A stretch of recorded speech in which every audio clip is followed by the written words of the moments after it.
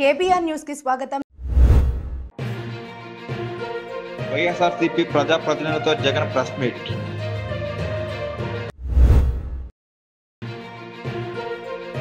ఈ రహదారులకు మోక్షం ఎప్పుడో చెరువులను తలపిస్తున్న రహదారులు.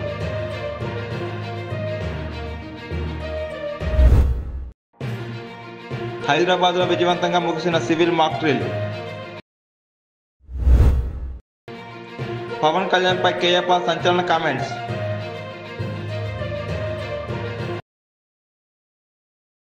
చిత్తూరు జిల్లా కుప్పం నియోజకవర్గం నుంచి రామకుప్పం మండలానికి చెందిన ఎంపీటీసీలు, సత్యసాయి జిల్లా పెనుగొండ నియోజకవర్గం నుంచి రొద్దం మండలానికి చెందిన ఎంపీటీసీలు, మడకశిర నియోజకవర్గం మడకశిర మున్సిపాలిటీకి సంబంధించిన కౌన్సిలర్లు, అన్నమయ్య జిల్లా రాజంపేట మున్సిపాలిటీకి సంబంధించి అక్కడి నుంచి వచ్చిన కౌన్సిలర్లు, వీరితో పాటు ఈ ప్రాంతాలకు సంబంధించిన ముఖ్య నేతలందరికీ కూడా పేరు పేరున హృదయపూర్వకంగా నమస్కారాలు తెలియజేస్తా ఉన్నాను. ఈరోజు మీరంతా కూడా తెగువ చూపించిన పరిస్థితుల మధ్య మిమ్మల్ని అందరినీ అభినందిస్తూ మీ అందరితో కూడా కాసేపు గడిపే కార్యక్రమం చేస్తూ ఉన్నాం. నిజంగా ఈరోజు రాష్ట్రంలో ఉన్న పరిస్థితులు ఎలా ఉన్నాయి అన్నది బహుశా నాకన్నా కూడా మీకే బాగా తెలుసు. రాష్ట్రంలో ఈరోజు విలువలు లేని, విశ్వసనీయత లేని, ప్రజాస్వామ్యాన్ని కూనీ చేస్తూ ఉన్న పరిస్థితుల మధ్య రాజకీయాలు జరుగుతూ ఉన్నాయి. ఇలాంటి చెడిపోయిన ఈ రాజకీయ వ్యవస్థలో తులసి ముక్కల్లా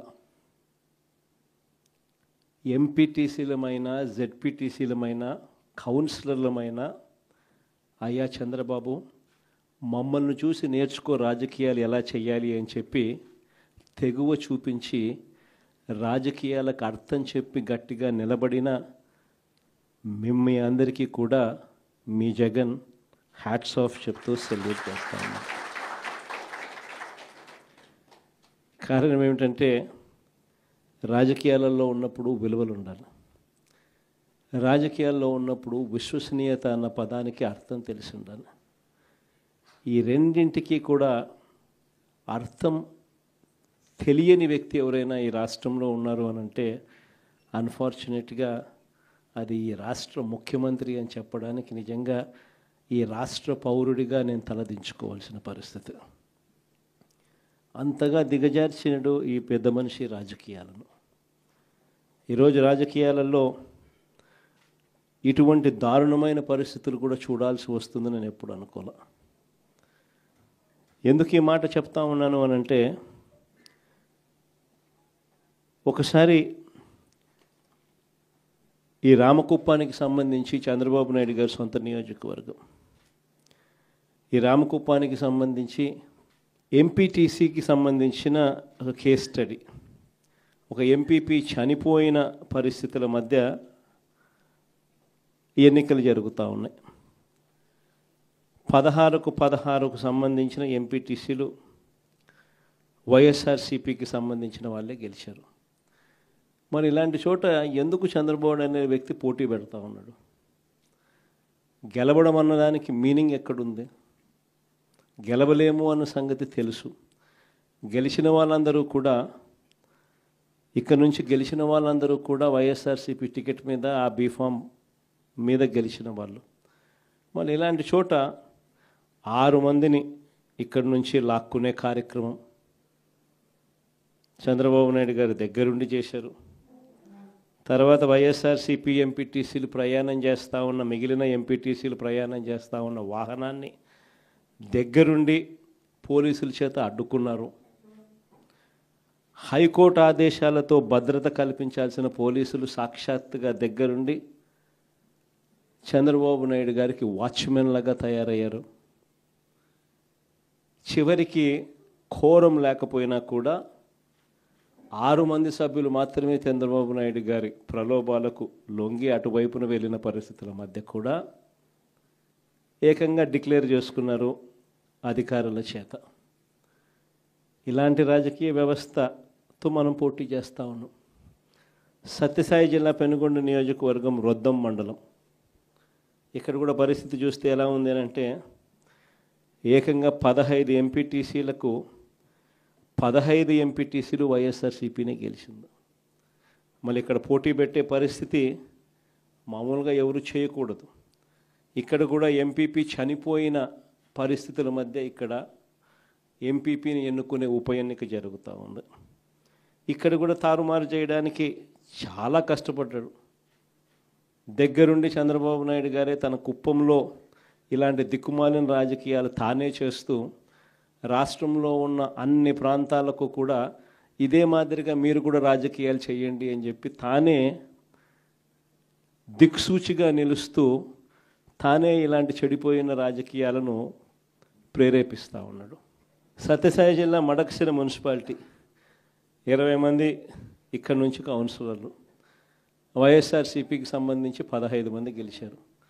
చంద్రబాబు నాయుడు గారికి సంబంధించి 5 మంది మాత్రమే గెలిచారు. పాపం ఎస్సీ కాన్స్టిట్యున్సీ లక్కప్ప లాంటి పాపం ఒక చిన్న కార్యకర్త అక్కడ నుంచి మన పార్టీ తరఫున ఎమ్మెల్యేగా నేను ఎస్సీ కాన్స్టిట్యున్సీ ఇలాంటి చోట కూడా ప్రలోభాలు పెట్టి ఆ కౌన్సిలర్లను లాగాలి అని చెప్పి విశ్వ ప్రయత్నం చేస్తూ ఉన్నాడు అని అంటే రాష్ట్ర చరిత్రలో ఎవడు ఉండడు ముఖ్యమంత్రి స్థానంలో. అయినా కూడా ఆ 15 మందిలో కూడా చాలామంది గట్టిగా నిలబడిన పరిస్థితులు, కొంతమందిని మాత్రం ప్రలోభాలకు అటువైపున వెళ్ళిన పరిస్థితుల మధ్య చూస్తూ ఉన్నాం.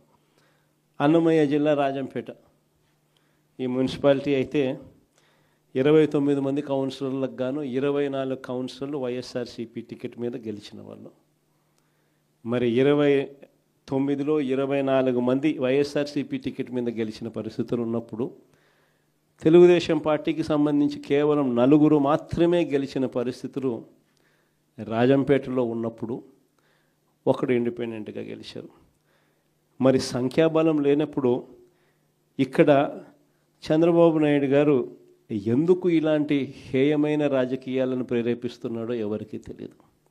కానీ ఇక్కడ కూడా ఎంత కష్టపడినా కూడా ఒకడంటే ఒకడు కూడా పోని పరిస్థితిలో కూడా ఇక్కడ కూడా మన వాళ్ళు చాలా గట్టిగా కూడా నిలబడతా ఉన్నారు అని అంటే నిజంగా గొప్ప సంగతి. ఇక్కడ అందరికీ కూడా అభినందించాల్సిన అవసరం ఉంది.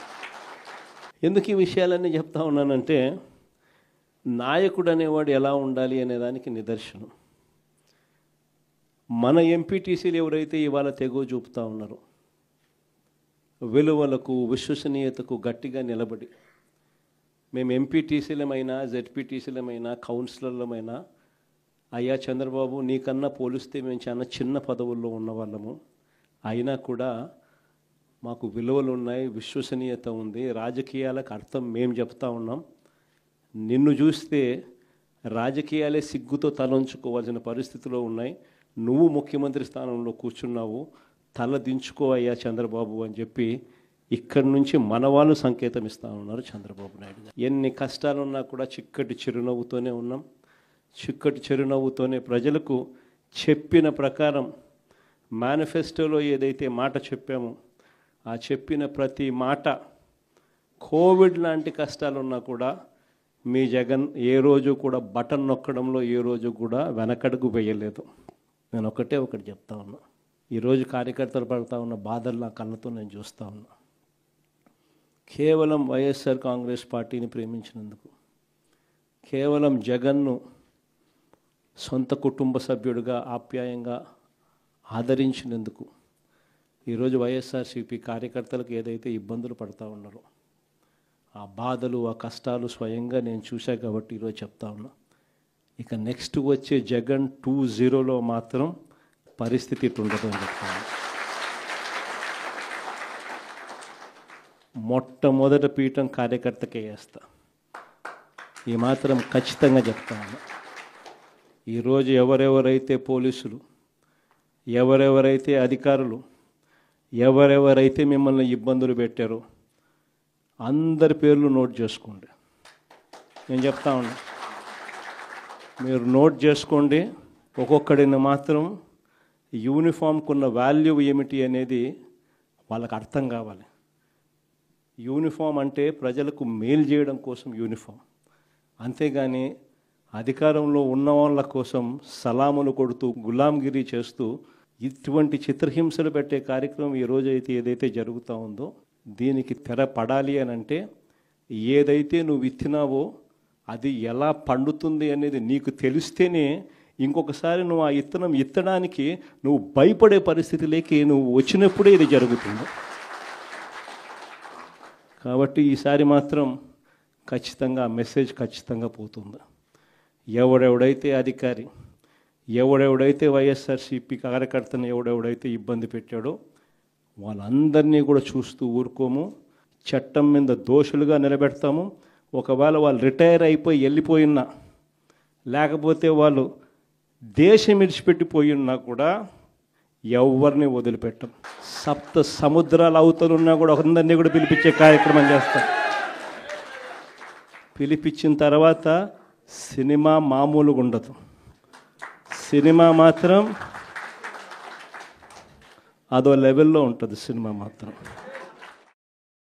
చిత్తూరు జిల్లా కుప్పం నియోజకవర్గం నుంచి రామకుప్పం మండలానికి చెందిన ఎంపీటీసీలు, సత్యసాయి జిల్లా పెనుగొండ నియోజకవర్గం నుంచి రొద్దం మండలానికి చెందిన ఎంపీటీసీలు,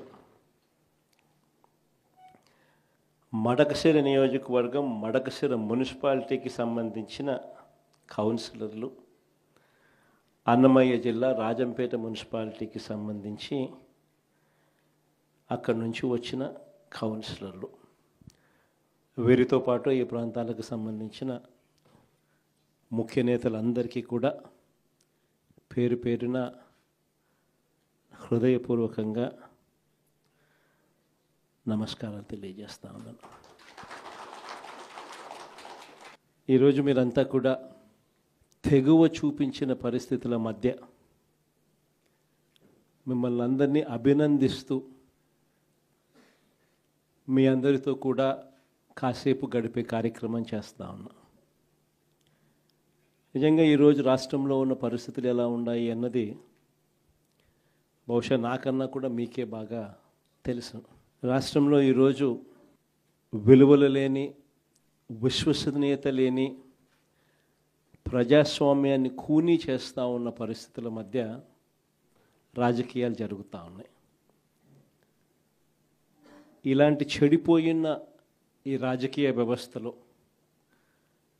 తులసి ముక్కల్లా ఎంపీటీసీ భారత్ పాక్ మధ్య ఉద్రిక్త పరిస్థితుల నేపథ్యంలో కేంద్ర హోంశాఖ ఇచ్చిన ఆదేశాల మేరకు హైదరాబాద్లో సివిల్ మాక్ డ్రిల్ విజయవంతంగా ముగిసింది. హైదరాబాద్లో ఆపరేషన్ అభ్యాస్ పేరుతో జరిగిన ఈ మాక్ డ్రిల్లో వివిధ విభాగాల సిబ్బంది పాల్గొన్నారు. అత్యవసర పరిస్థితుల్లో స్పందించాల్సిన విధానంపై అవగాహనకు మాక్ డ్రిల్ నిర్వహించారు. జీహెచ్ఎంసీ పరిధిలోని పలు ప్రాంతాల్లో 2 నిమిషాల పాటు సైరన్ మోగింది. హైదరాబాద్లోని ప్రధాన కూడళ్లలో సైరన్లు మోగాయి. ఒకవేళ యుద్ధం అనివార్యమైతే పౌరులు పాటించాల్సిన నియమాలను ఎన్డీఆర్ఎఫ్, ఎస్డీఆర్ఎఫ్ సిబ్బంది వివరించారు. నగరంలోని 4 ప్రాంతాలు నానాల్ నగర్, కంచన్ బాగ్, సికింద్రాబాద్, ఈసీఐఎల్, ఎన్ఎఫ్సి నుంచి కొనసాగిన మాక్ డ్రిల్ను కమాండ్ కంట్రోల్ సెంటర్ నుంచి ఉన్నతాధికారులు పర్యవేక్షించారు. మరోవైపు మాక్ డ్రిల్లో భాగంగా ఫైరింగ్ జరిగినట్లు శబ్దాలు వినపడడం, కొందరు సంఘ విద్రోహ శక్తులు కాల్పులు జరుపుతుండడం, ఒక భవనంలోకి వెళ్లి కాల్పులు జరిపితే అక్కడ ఉన్న వారిని సురక్షితంగా బయటకు తీసుకొస్తున్నట్లుగా దృశ్యాలను మాక్ డ్రిల్లో ప్రదర్శించారు.